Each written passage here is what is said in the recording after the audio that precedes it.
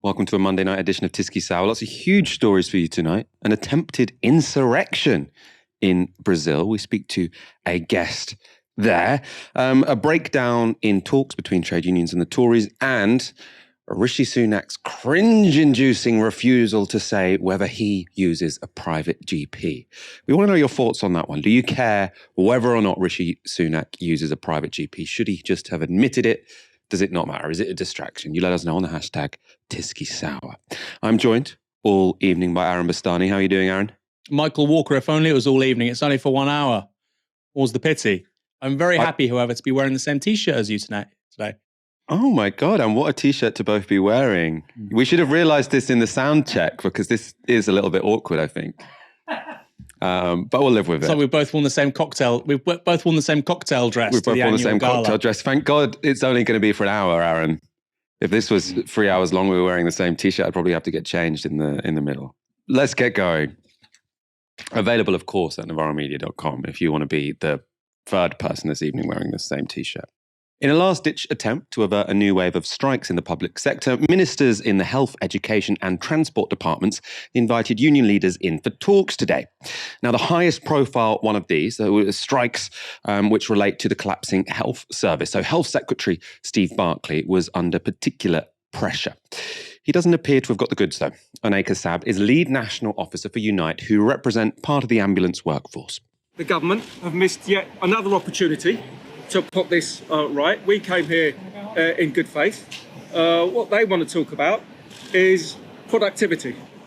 Productivity, when our members are working 18-hour shifts, quite how you become more productive with that, I do not know. But today, unfortunately, despite us showing up in good faith, the government have missed yet another opportunity to put this right. And what will happen is that the strike action taking place by Unite members, our ambulance workers, and I think it is important to remember, this is about across the NHS. This isn't just nurses. Everybody who works across the NHS is just as important. Our ambulance members will be taking strike action on the 23rd. So very disappointed today, but unfortunately, not surprised. Ambulance workers are set to go out on strike this Wednesday and then again on the 23rd of January. There was no more success in discussion over nurses' pay. Now, the lead negotiator for the Royal College of Nurses gave this statement following their meeting with the Health Secretary. Today's meeting was bitterly disappointing, nothing for the current year, and repeating that the budget is already set for next year. This intransigence is letting patients down. Ministers have a distance to travel to avert next week's nurse strike. So it sounds from that there probably will be a nurses' strike going on next week. Now, moving on to education, the teaching unions were also invited to Whitehall this morning to discuss their pay dispute. After that meeting, this was the verdict of the Joint General Secretary of the NEU, Kevin Courtney. There is a suggestion of further discussions. We've offered to clear our diaries this week for those further discussions about what their evidence to the STRB might be for next year. And we were pressing for some discussion about pay this year as well. I think we can all say that we don't think those meetings would have been happening without the prospect of industrial action. So we will always engage and always be there.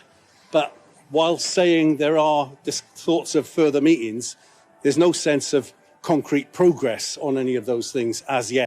The National Education Union will announce the results of their strike ballot next week. The union says that teachers have lost 24% of their pay in real terms since 2010. For support staff, that's a 27% loss. Now, unsurprisingly, that's contributed to a workforce crisis in Britain's schools. The final group of unions to meet with ministers were from the rail sector. Theirs is the longest-running dispute of those mentioned so far. And Mick Lynch of the RMT remained tight-lipped about the outcome of talks. Tell them the truth. We're going to have further talks this week. Can you just tell me how it went? Talking to ministers, do you think that's a change? Well, it's different from not talking to them, so that's for the better. But we'll be talking to them this week about detailed proposal. Do you think strikes might be able to be averted from this new tone? We'll have further talks this week. That's it. We're all going to get them, Fred. Are you more hopeful than you were before? I'm always hopeful. I'm not neither more nor less. Neither more nor less. So we didn't learn too much from that interview. Aaron, Seriously, these talks don't seem to have gone very well as yet. Is that a surprise? Was that to be expected? It's not a surprise. I mean, firstly, there may be varying degrees to which the government is willing to negotiate and move its position in relationship to certain industries. It would make sense, for instance, to give more latitudes towards nurses and NHS staff than towards rail workers. There is pretty widespread support for industrial action across the economy, but there is an overwhelming majority of people support nurses who are going on strike, whereas in the case of rail workers, it's actually a minority. It's a strong minority, but it's a minority. And then for other sectors, for instance, like postal workers, it's a plurality. So who knows in terms of what the government's doing in relationship to each sector. What I would say is it's quite plausible that we're also looking at a strategy of delay, defer, drain. How do you try and erode confidence and momentum and motivation amongst workers who are willing to go on a bunch more strikes, having spent much of the last 6 weeks doing precisely that? Well, you offer them a modicum of hope and optimism, and then you proceed to take it away. So that may be one strategy we're seeing here.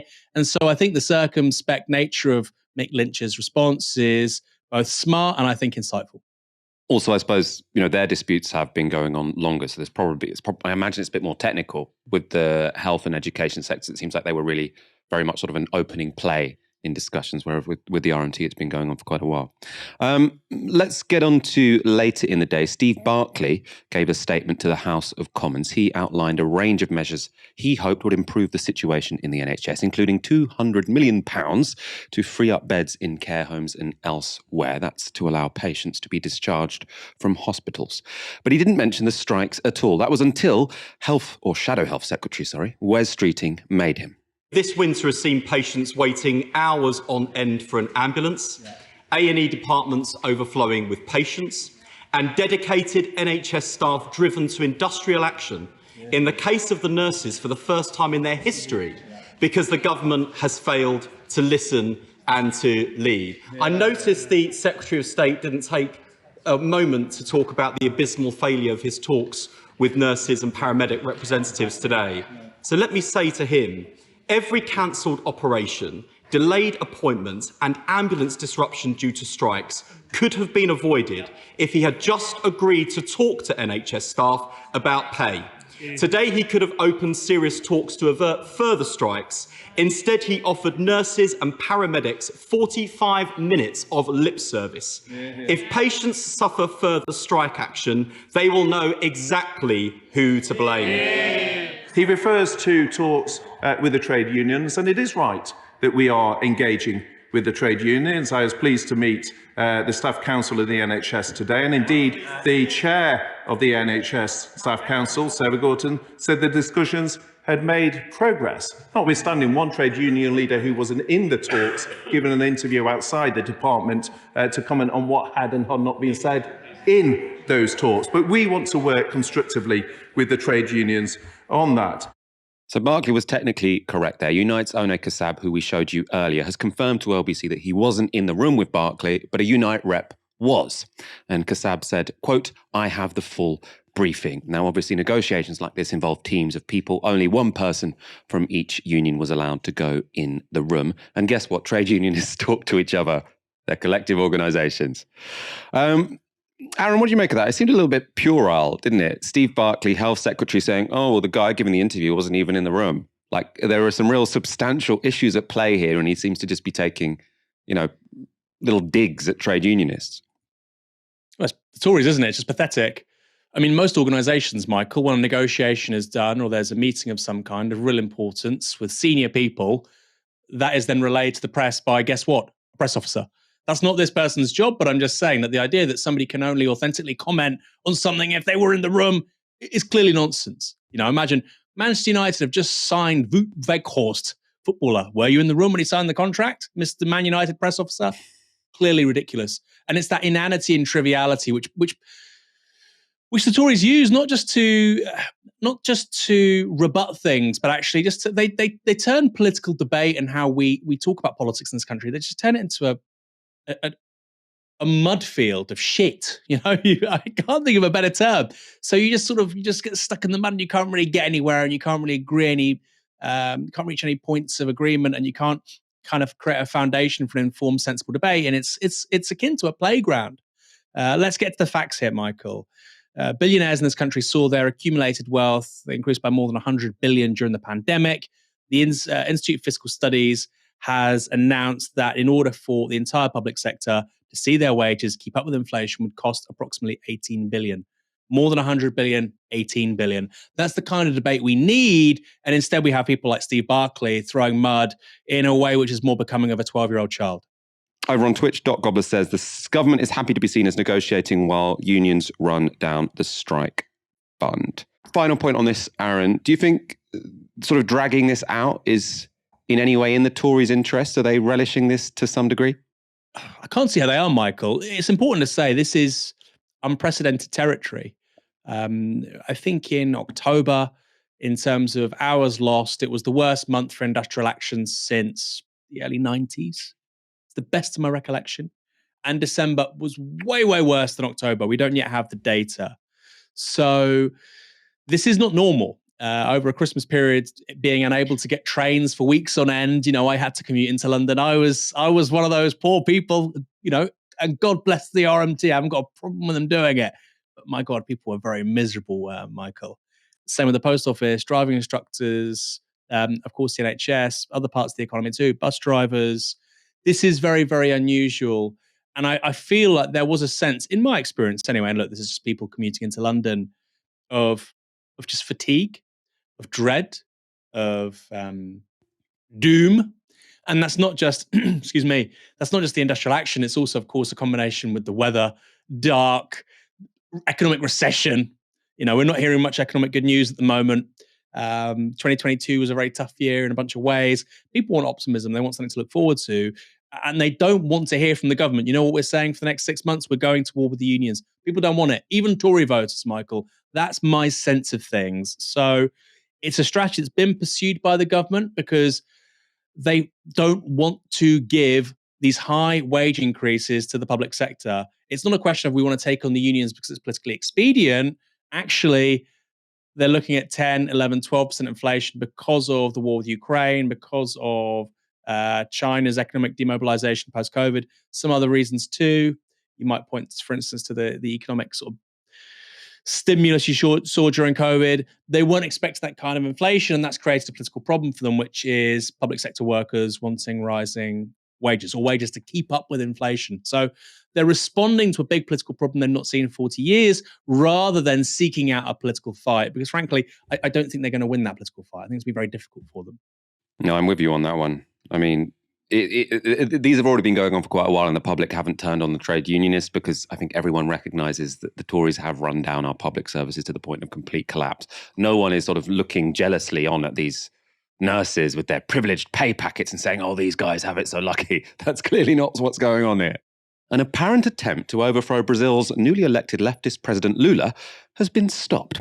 But not before some 3,000 supporters of former far-right President Jair Bolsonaro stormed the Brazilian Congress as well as the president's office and the Supreme Court. At around 3 p.m. on Sunday afternoon, Bolsonaristas charged the three buildings in the capital, Brasilia. Windows were smashed, furniture was broken, and vehicles were set alight.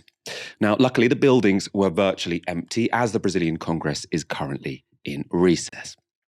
At around 6 p.m. that day, Lula declared a federal security intervention in the state of Brasilia. That put the police under the control of an official appointed by him. It followed concerns that the police had failed to act to stop the violence. The newly appointed official also has the power to investigate and discipline officers who failed to act on the basis of their political beliefs.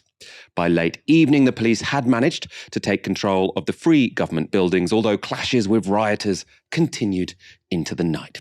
As of Monday afternoon, 1,500 people have been arrested. The rioting Bolsonaro supporters say that Lula stole the presidential election. Now, of course, that claim is completely false. Many of those involved in the attempted insurrection have been camped out in front of the Federal Army headquarters since October, where they begged the army to stage a military coup. The Supreme Court has now ordered that the authorities break up those camps amidst fears that further violence could break out in the coming days. This is Bolsonaristo Vini Rossignolo filming during the rioting in Brasilia. Here we are, taking Brazil again. The helicopter. Look at this. Look at what they're doing. They're shooting against us. They're using bombs. Look at that. Brazil won't become communism. This is our country.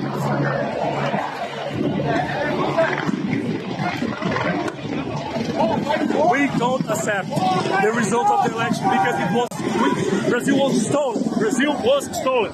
We want to see who we have voted.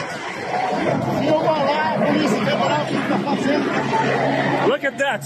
Federal police using a helicopter, shooting against us.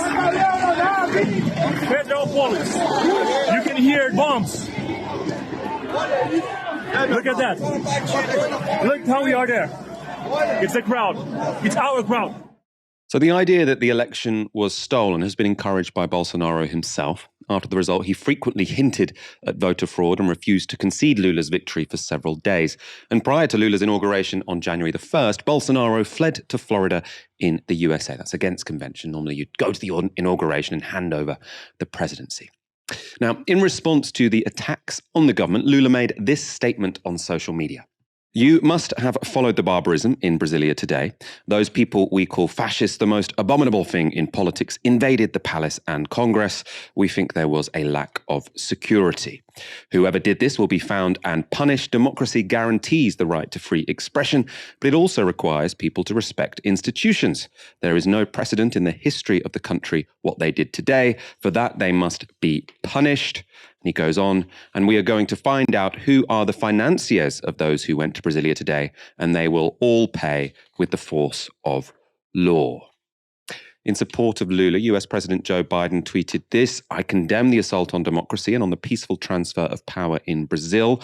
Brazil's democratic institutions have our full support, and the will of the Brazilian people must not be undermined.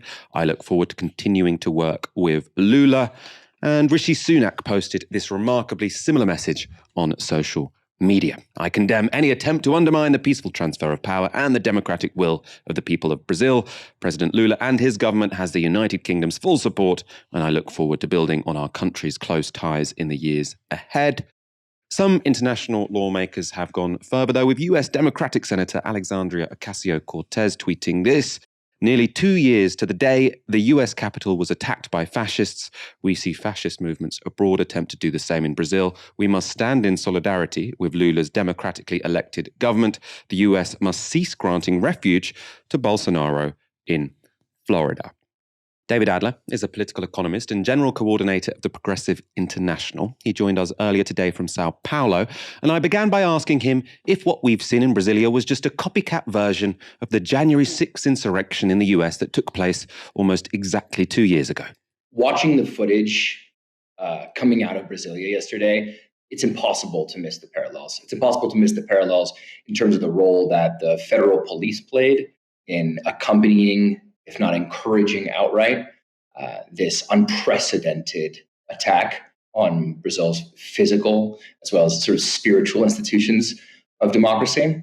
The parallels in the imagery are striking in terms of the selfies being taken, the sort of glee of desecration in the Congress, Supreme Court, and presidential palaces that were stormed and ransacked by these people. And I think that, it is critical that we account for the contagion of these kinds of anti-democratic tactics and the underlying networks of which they are part, not just in the ways in which, it's just not like a pure mimesis where one's copying the other. These are movements that are embedded in common international networks of far-right fascists that stretch from the tip of Argentina all the way across the Atlantic into Europe. Those links are well documented. And it's not just those frontline fascists who are there smashing and breaking everything. As Lula has continued to emphasize, we also need to account for who's financing these movements, who's paying for the all expenses trip to Brasilia from all around the country to encourage these people to get out there and sow that kind of chaos and distrust in Brazil's democratic institutions, so that we don't end up with the kind of lone madman theory of Bolsonarista violence, but rather a clear, much more structured understanding of who are the constituencies that benefit materially from this kind of disruption, disorder, and incursion into the early Lula presidency. Who does benefit from it? Because I suppose, if we're talking about contagion from country to country, the capital riots weren't particularly successful. They didn't mobilize support for the end of democracy and the reinstalling of Donald Trump. I mean, there was very little popular support really for what happened there. And it seems to me potentially that you've got a bunch of people who are copying a failed insurrection, which is also, which was also proved to have failed. So what's the thinking? Is there any logic to what's happened here? There's certainly a lot of rage, and there's a lot of conspiratorial thinking that kind of runs through these tendencies across, let's say, the hemispheric far right. But I think we would be wrong to think that these are errant, stray, or psychotic, political ideologies made manifest in these insurrections, because I think that we have to make sense of the deep and enduring asymmetries between left and right in the construction of a political project. When we talk about the left, when we talk about social democracy, we are talking about a program that is that requires a social peace, that requires a kind of compromise, that requires a sense of shared fate and collective action, and the capacity for the people to be organized, whether that's in social movements or trade unions or political parties, and to legislate. Right, the left, our side, so to speak, of the political spectrum, depends on the ability for the state to provide basic social goods, and hopefully for the provision of social goods to provide a benefit to all of society, not just to the direct beneficiaries, but through fiscal spending, as well as through taxation, to create the conditions for a fairer, better society. And so all of that requires a certain context of social peace and harmony that the opposite set of reactionary forces do not require. So for them to sow chaos, for them to sow distrust and doubt in democratic processes, for them to hit out at the legitimacy of institutions and inflame the political polarization that is dividing this country so much, that actually they can live in that chaos. Right-wing interests do thrive in certain entropy. For the Lula project, for example, to work at the economic level, you're talking about building an economy that's moving away from just raw extraction of resources, raw materials, and exporting them to one that's producing high-value goods, that's changing the way that Brazil relates to the global economy, ensuring that more of the benefits of their production are coming back to Brazilian workers. Whereas for the big agribusiness, which Lula has identified as a main antagonist that was likely financing this insurrection in Brasilia, all they cared about is exploitation, extraction, these base forms of primitive accumulation here in Brazil. And that can be done in the context of tremendous chaos, when it's one man against another man, when it's one class against another class. So one group, and the Bolsonaristas really thrive on that zero-sum conflict between white and black, rich and poor, north and south. That is the basis for their type of mobilization. Whereas the reason why it's so effective, even if we call it a failed insurrection, is precisely because a government like Lula's it strives to build the basis for not just social harmony, but a kind of national unity that this aims to disrupt. That makes sense. So the idea wasn't to sort of create a new government; it was to a wrecking operation, really, for the existing government to try and stop a positive program being implemented. Can we talk about actual coups? Obviously, the history of military government is much more recent in Brazil than in the United States, where all these comparisons are being made between, the capital riots and this, as we've been talking about.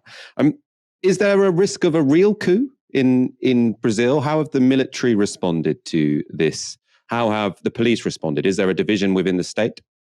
There's a strong division with the states, and I think that making sense of the institutional architecture here in Brazil is critical to making sense of both what happened yesterday and, as you put in your question, Michael, about the prospects for future unrest here in Brazil. So what we saw yesterday was the complicity of the federal police in particular. Now, this isn't the first time, even in the last few months, that we've seen the police contribute to a crisis of democracy in Brazil.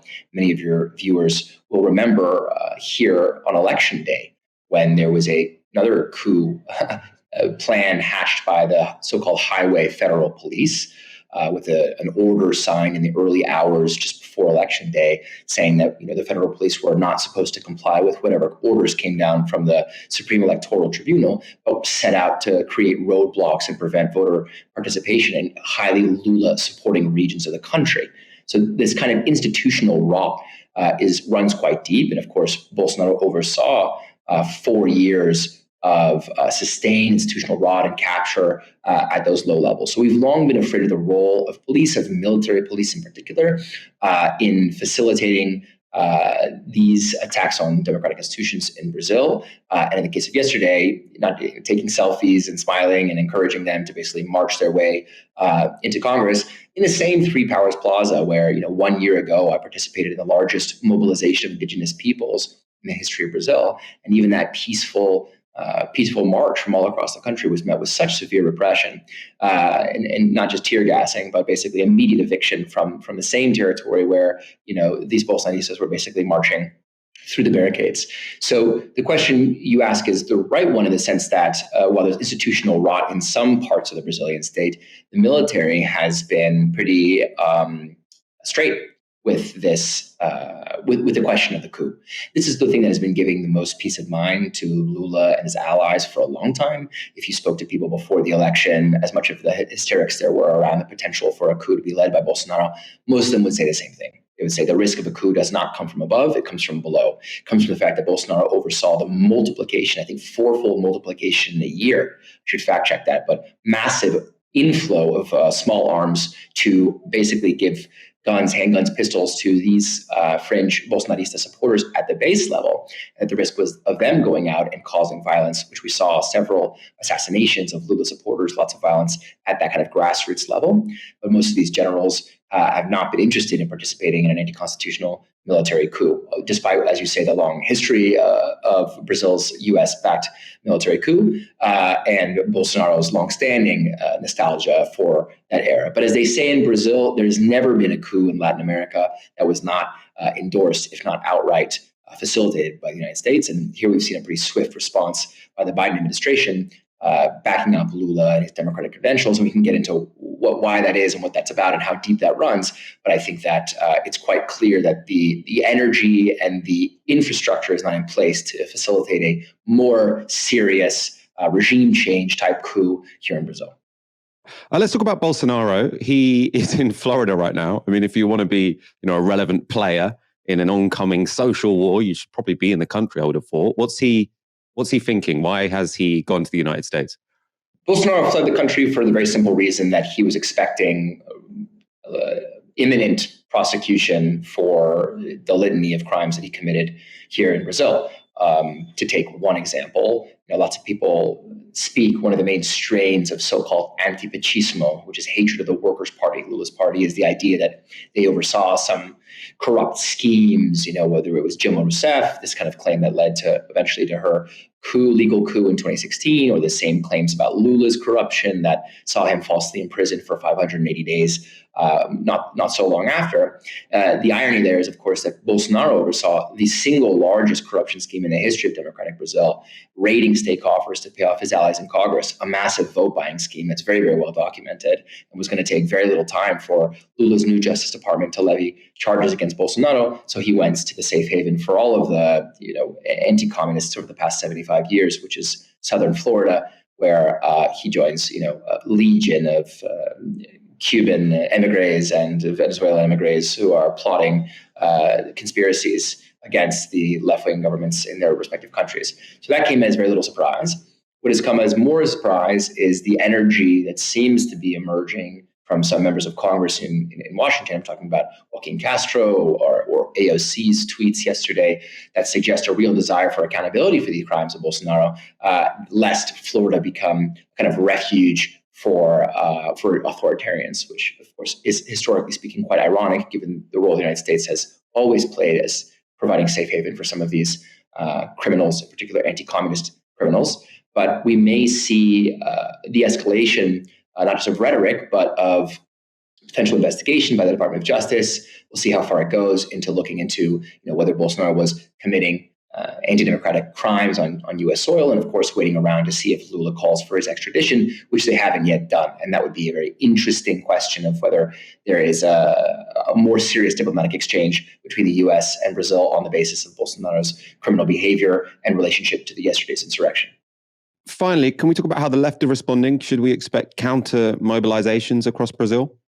So today is the day after the insurrection. I'm here in Sao Paulo, Brazil, and there is a large mobilization of social movements, popular forces, trade unions here as a sort of demonstration of force to show, as I was just speaking with Guilherme Boulos, one of the national coordinators of the MTST, the homeless workers movement.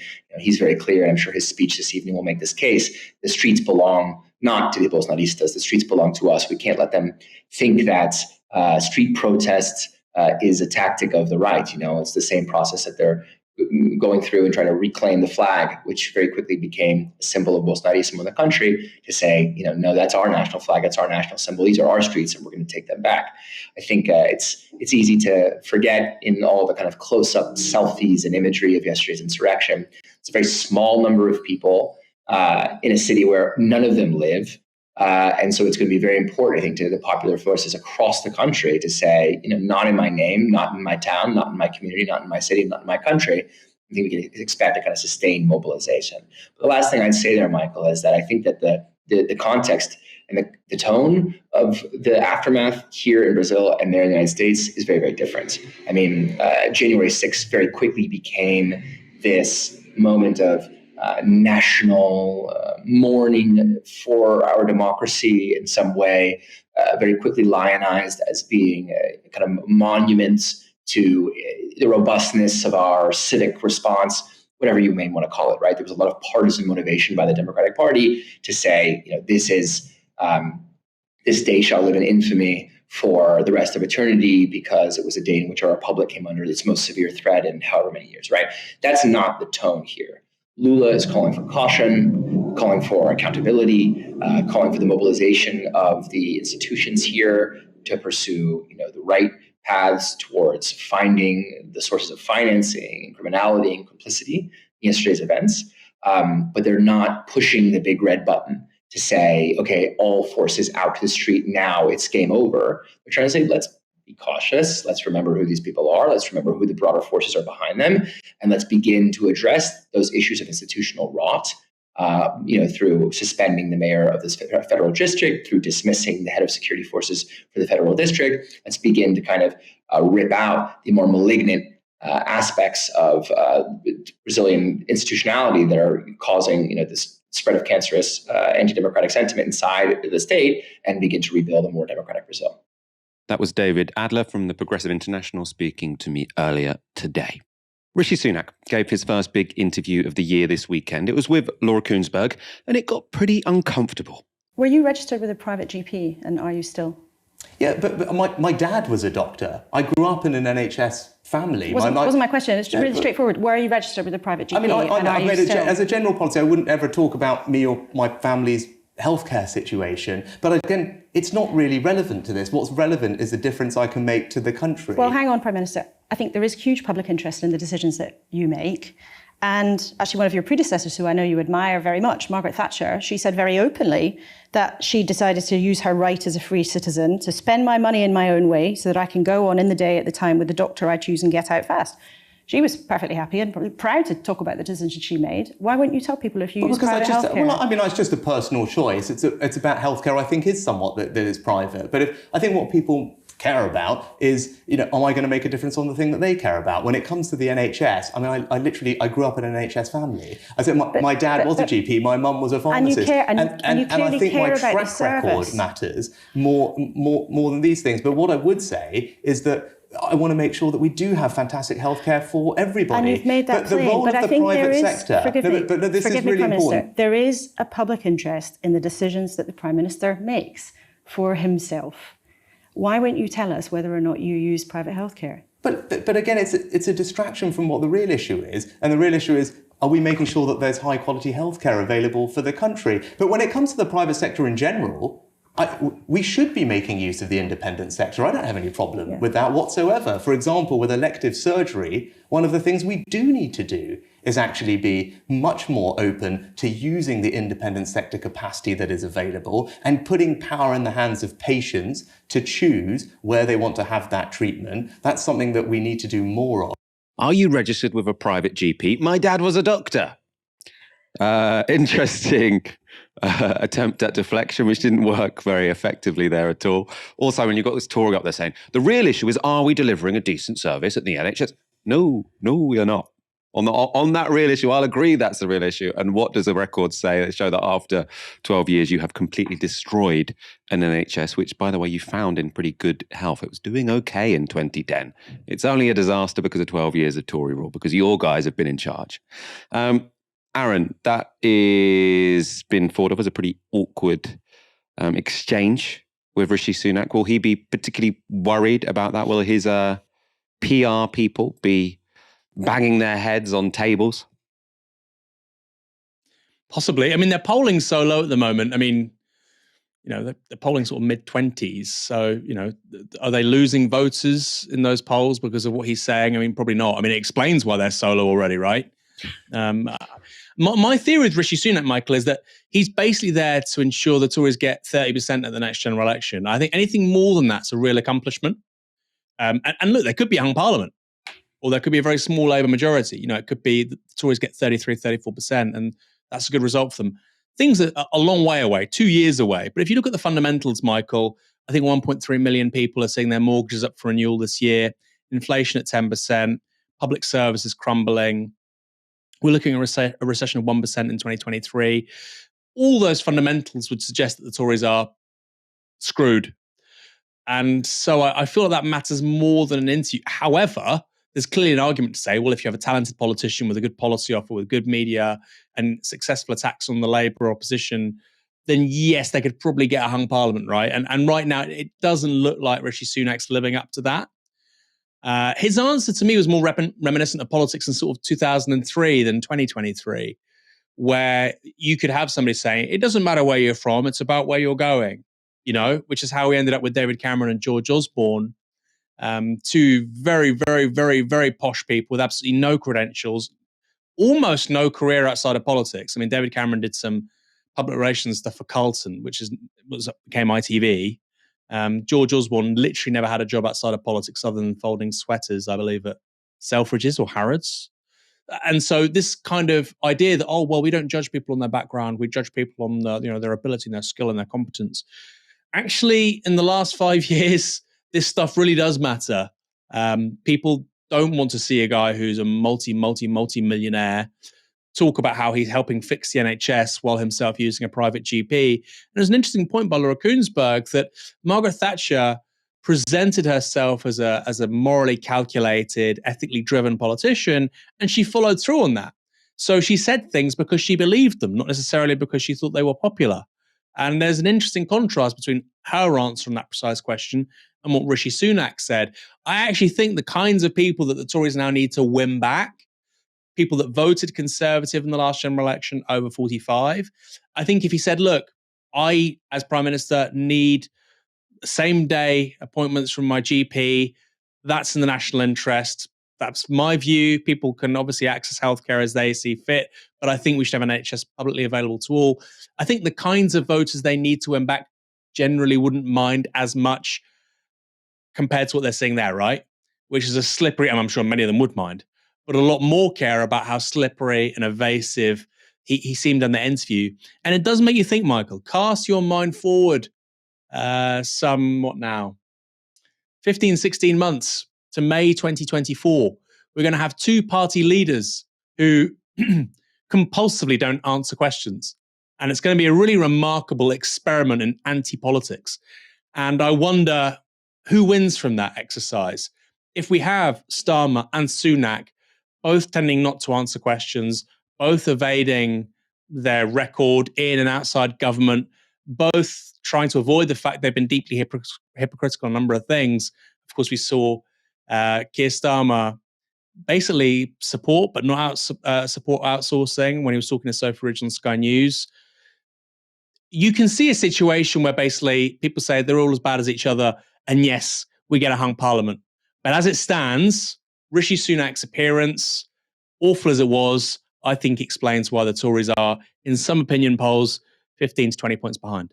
Do you think it substantively matters? I mean, I suppose we talked about the optics of this. Will it be damaging for Rishi Sunak? Is it actually a problem? Should we care if a prime minister uses private doctors? Does that mean they will make policy that is less beneficial for the NHS? Will it seem that less urgent to them? I suppose there's the claim that there's a conflict of interest, or they don't experience the same service the rest of us do. Going back again to the Margaret Thatcher example, she believed in the private sector and she believed in a certain amount of choice for people. So her preference for a private GP was congruent with that. If you've got Rishi Sunak, and the Tories, really since Cameron, have said, we are the party of the NHS. We don't really disagree that profoundly with Labour on the NHS. It should be publicly available to all. It should be free to all. They moved away from a wing of the party which was quite open about wanting to privatise the NHS, which, by the way, a big subsection of the Tory party was until relatively recently. There was that MP from Dorset, Oliver, I can't remember his bloody name, Oliver Letwin, who wrote the manifesto for one of the early elections in the 2000s, so like 2001, 2005. And he was one of the evangelists for privatising the NHS. You know, those people have not been allowed anywhere near a senior position in the Labour, in the Conservative Party for a long time because they know it's a huge political Achilles heel for them. So yes, I think they are exposed on this issue if they're claiming to be a party of public service. We fund the NHS more than the Labour Party, and then the Prime Minister is literally using a private GP. I think that's a big problem for them, and it's a big difference to what you saw with Thatcher. Thatcher really impressed people by just being so upfront with her bullshit, right? She was the opposite of evasive and slippery. And even people who despised her and would never vote for her had a certain respect for her because of that. That's the opposite of what you just saw with Rishi Sunak. I suppose you can also say it's a result, like, you know, why are you using a private GP? If you're using a private GP, why are you using a private GP? And doesn't that show that you've failed over the past 12 years? You know, if you think you can only have a efficient work-life balance if you have a private GP, doesn't that mean something's gone wrong in the NHS? And who's been in charge of the NHS for the last 12 years? Oh, it was you. You know, if he feels he has to go private, that shows that something has gone wrong. They've been in power for the last 12 years. So to me, that looks like kind of an admission of failure. We've screwed up the NHS so much, I've gone private. Is essentially what Rishi Sunak is, well, not saying there because he's not saying anything. It's the implication of what went unsaid. Folk wisdom has it that people get more conservative with age. It's said that people start out radical and idealistic, but as they grow older, they become more defensive of the status quo. Now, that idea used to have some basis in observable voting patterns, but if there was an age-based conveyor belt dragging us all ever more to the right, it is now broken down. A recent piece in the FT declared this: Millennials are shattering the oldest rule in politics. Western conservatives are at risk from generations of voters who are no longer moving to the right as they age. And that's by John Byrne-Murdoch, the FT's chief data journalist. We refer to him quite a lot on this show. The piece includes this chart. Each arrow represents a generation and how their voting patterns changed over time. So on the horizontal axis, you have age. On the vertical axis, you have whether at that age, people in that generation were more or less likely to vote Tory than the national average of all ages, of course.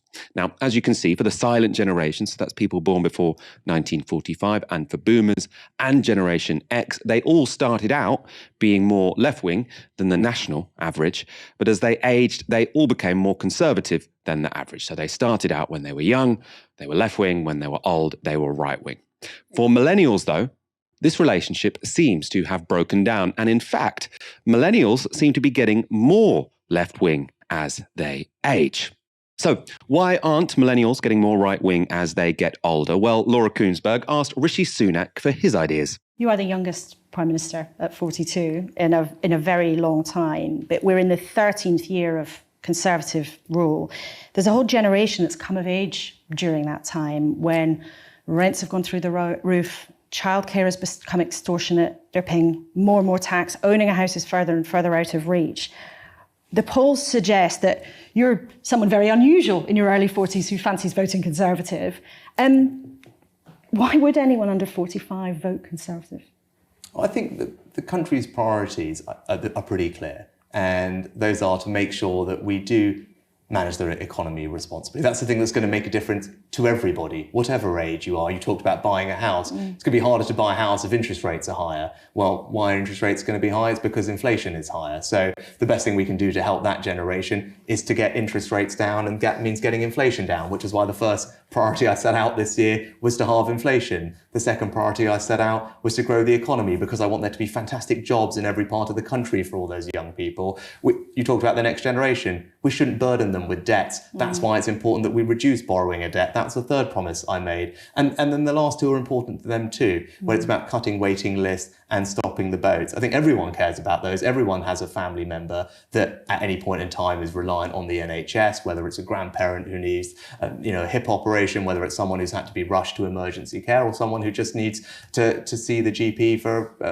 their kid's ear infection. So having a really well-performing NHS is important to everybody. And stopping the boats is about fairness. And I think that is a value that everyone in this country believes in, regardless of what age you are. And having a system which is seen as unfair because people are abusing it isn't the right thing. It's not the right long-term thing for this country. And that's why those are the right priorities. Why should young people vote Conservative? Oh, because young people also have an interest in a decent NHS. That's a reason not to vote Conservative, Rishi Sunak. I also like the idea you're going to win back the under 45s by stopping small boats crossing the channel. We don't care. Aaron, what do you make, I suppose, both of this data point about millennials not becoming more right-wing, and then, there's hardly anything to comment on in Rishi Sunak, kind of non-answer there. But let's start with the phenomenon, let's say. I think there is, but let's start with the phenomenon. So I would start by saying, actually, Michael, I take umbrage with this idea that it's the oldest rule in politics. I don't think that's necessarily true. It's definitely something which has defined 20th century politics. But the idea that you become more conservative with age, historically, most people just didn't live that long. If you look at, for instance, the word Senate in Rome, it comes from senex, which means older man. In ancient Sparta, you had the gerousia. That's where we get the word geriatric from. It was ruled by the elderly because they were wise. So this idea that you became more right-wing or more left-wing, it just wasn't a thing. You became more wise and more risk-averse, I presume you could say, as you became older. But the idea that you map a right-left-wing split onto age, very contemporary phenomenon. Clearly, over the course of the 20th century, that is a fair thing to say. It's particularly after the Second World War. Millennials aren't pursuing that path, I think, for a bunch of reasons, which I'm sure our audience are more familiar with that than anyone else. That age cohort came of age. I graduated the year 2007 when the global financial crisis kicked off, Michael. So I entered the labour market, which over the preceding 15 years didn't offer real rising wages, kept me off the housing ladder. I had significant student debt, which has also only got worse for people ever since. Rishi Sunak was asked about high taxes for millennials. Student debt is a really big tax, which we don't talk about. I don't recall Laura Kuenssberg even saying student debt and debt repayments because they are a form of tax.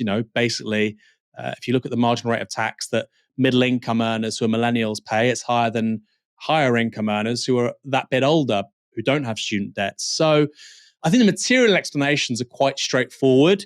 You can't afford to buy a house, you can barely afford to rent, or you're being traumatized by having to move every other year. You can't afford to start a family. You certainly can't afford to save for old age, let alone look after your parents if they need you. So these are all the basics of a good life: housing, family, progress, a sense of tomorrow being better than today and today being better than yesterday. That's evaporated over the last 15 years because really we've been in a moment of national decline. We've had one lost decade. We're halfway through the second one. I think we could even have a third one. It's an awful way for people to experience their lives, and that has triggered a sense of political activation amongst many people under 45, not everyone.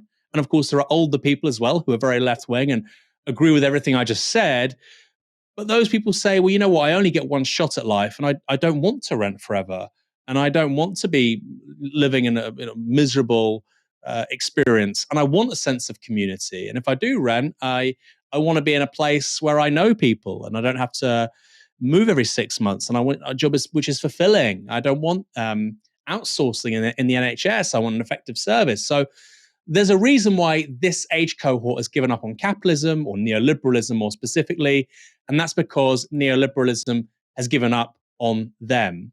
The specifics of what Rishi Sunak said, I thought were actually quite revealing, Michael. So he said about how younger people, millennials, Gen Z, need a responsibly managed economy because that's in their rational interest. Well, the Tories have been in charge for the last 13 years, and that's when millennials have become more left-wing.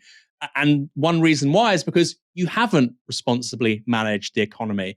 There haven't been real rising wages. You haven't been able to get on the housing ladder if you work hard. There's been a dysfunction within the internal logics of the conservative worldview.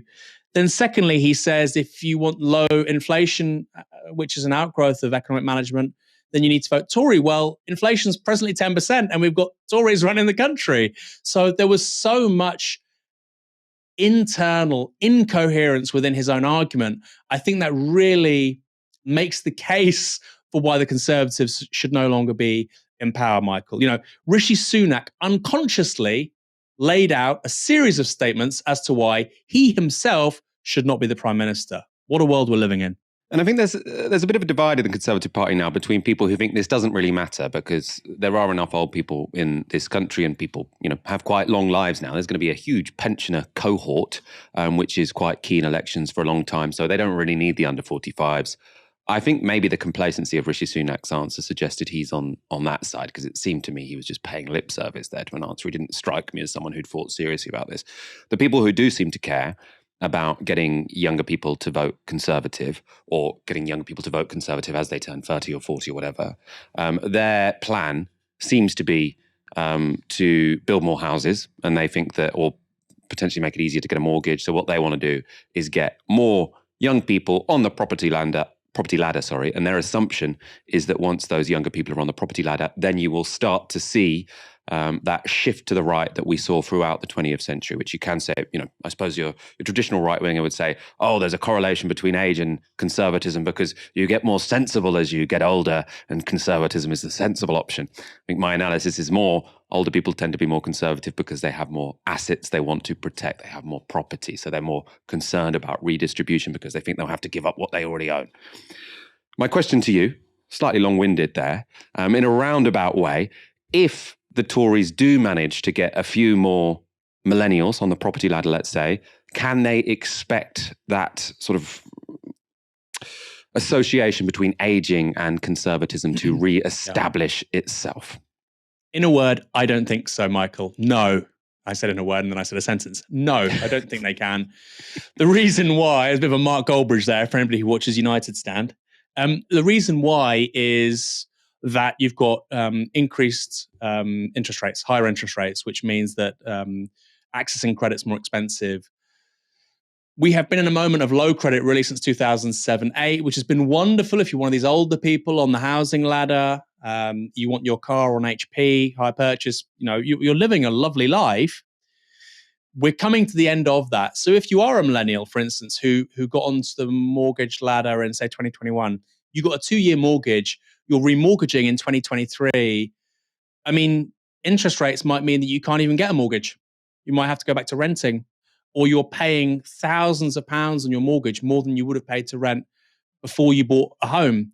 So I don't think that, Michael. No, I think fundamentally with the changes we're seeing now in higher inflation and higher interest rates are a big problem. And because millennials who get onto the housing ladder, who do exist, they get onto the housing ladder, they're still buying massively inflated assets. They're buying really expensive properties.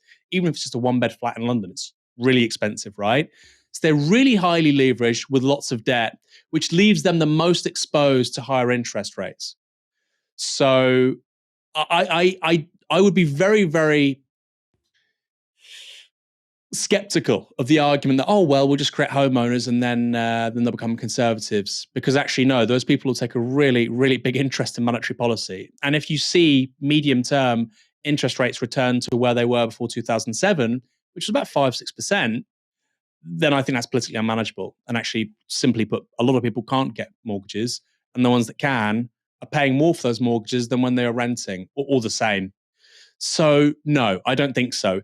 if somehow they can magically create a situation where we go back to low interest rates, low inflation, and they want to get young people onto the housing ladder, a bit like they did with Help to Buy after 2013, but much bigger and more successful, and reinflate the bubble that way, yeah, it's plausible. But I think the fundamentals of the global economy, the end of cheapish energy, the decoupling from both Russia and China with hydrocarbons, but also cheap consumer durables, deglobalization, I think these all feed into long-term, in terms of our lifetimes, right, over the last 20, 30, 40 years, we're going to see higher inflation, higher interest rates. So I don't think home ownership is going to make people more conservative, no. And even if it were, I think it's difficult to see how they're going to massively increase the number of homeowners with house prices as they are and wages as they currently are. You'd even need house prices to collapse, which, they're probably not going to let happen because there are a lot of voters who currently own homes, right? Or you're going to have to massively increase wages so people can afford those houses. And it doesn't seem as if the Tories have any interest in letting that happen. So even if they were, the transition to getting to a place where young people could afford housing, it's difficult to see how you would manage that as the Conservative Party when your base is asset owners who don't want the value of their properties to fall. It's a bit of a dilemma they've got. Let's wrap up there. Aaron Bastani, a pleasure being joined by you this evening. My pleasure, Michael. There is one solution to all of that, which I think we will see, which is 50, 60-year mortgages, 50-year mortgages. Feudalism, Michael, that is the future of conservatism in the 21st century. Do we want that? I don't. That's why you need to support Novara Media. Support Novara Media, oppose feudalism. Join us again on Wednesday at 7 p.m. For now, you've been watching Tysky Sour on Novara Media. Good night.